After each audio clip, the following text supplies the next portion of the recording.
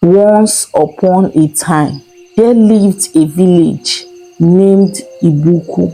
Ibuku village was small and peaceful. Children played with sticks in the red dust. Women laughed at the stream, but deep in the heart of the village, the elders were whispering. A strange illness had come. The yam harvest was falling. The rain refused to fall.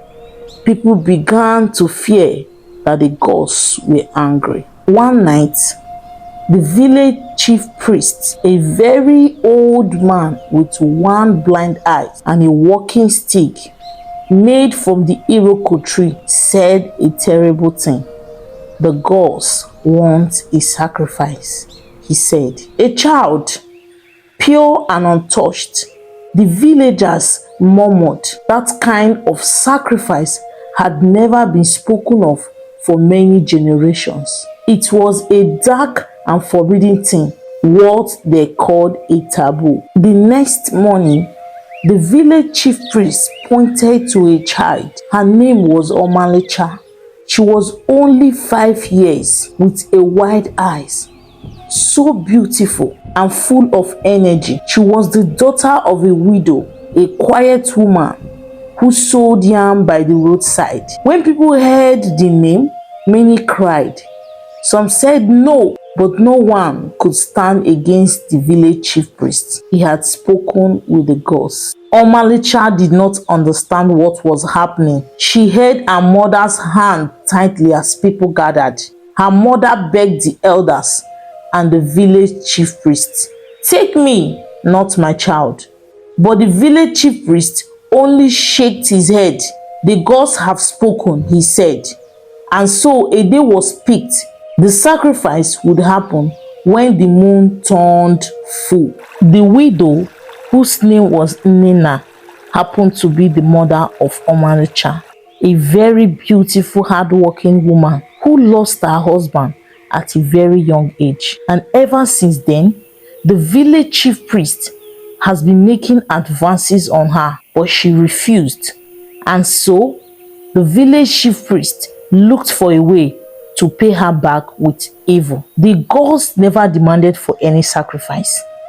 The village chief priest came up with all these ideas just to pay Omalicha back with evil because she refused to his advances. That night, after the evil village chief priest pointed at Nina's daughter, she couldn't sleep, and so she stood up and headed to the village river. When she got to the river, she stood in front of the river and cried to the spirits, "Take my life instead.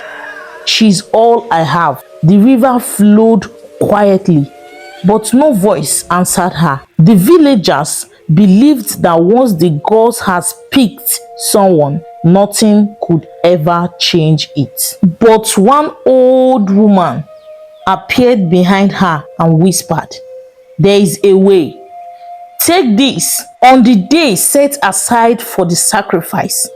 Give this to the gods instead, and the curse will be lifted." Nina took the pot and left the river very happy. As the full moon rose, the villagers gathered at the sacred ground. Omalicha stood, dressed in red, confused but quiet. The evil village chief priest raised his staff, but before he could strike, a loud cry rang out. Nina ran in with a bowl in her hand, the bowl that was given to her that very night she visited the river by Mama Ijoma. The bowl was filled with blood, and then she held it up and screamed, "Here is your sacrifice.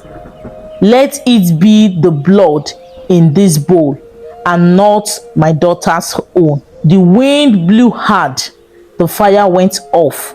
Then silence. The evil village chief priest froze. The villagers looked around, and then something strange happened. Rain began to fall, heavy and fast. The curse had lifted. It happened to be that the evil village chief priest was the one who placed a curse on the land.